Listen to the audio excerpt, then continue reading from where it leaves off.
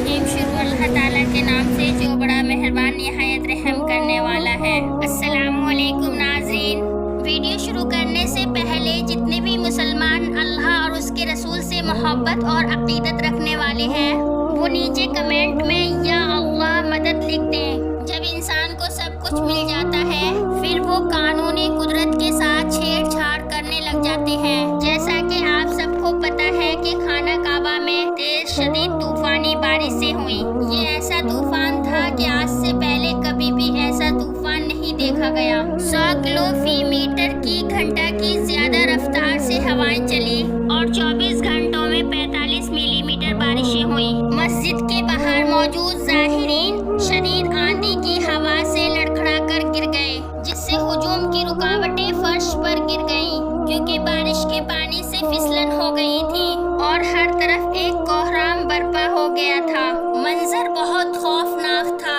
یہ سب کچھ چند ہی منٹوں میں ہوا، لیکن افسوس اور خوفناک خبر یہ ہے کہ یہ طوفان ایک مصنوعی طوفان تھا جس کو ایک حیرتناک ٹیکنالوجی کے استعمال سے پیدا کیا گیا، اور لوگوں نے تسلیم بھی کیا کہ اس طرح کی ہوائیں خانہ کعبہ میں پہلے کبھی بھی نہیں دیکھی گئیں۔ جیسا کہ آپ سب نے دیکھا کہ خدام اور جتنے بھی ورکر وہاں کام کر رہے تھے وہ سب ہوا کے ساتھ اڑتے چلے گئے۔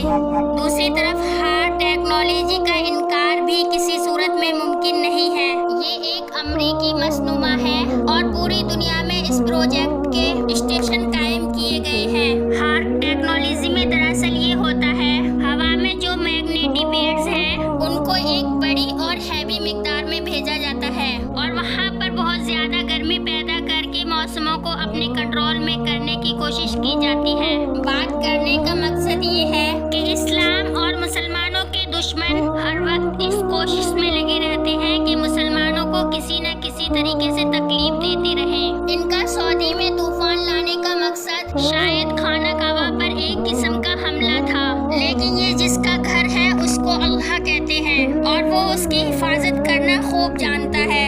ابھی اس کے بارے میں کوئی حتمی رپورٹ تو نہیں آئی کہ اس میں ہارڈ ٹیکنالوجی کا استعمال ہوا ہے یا نہیں، لیکن بہت سی افواہیں اس وقت گردش کر رہی ہیں اور مزید انویسٹیگیشن جاری ہے۔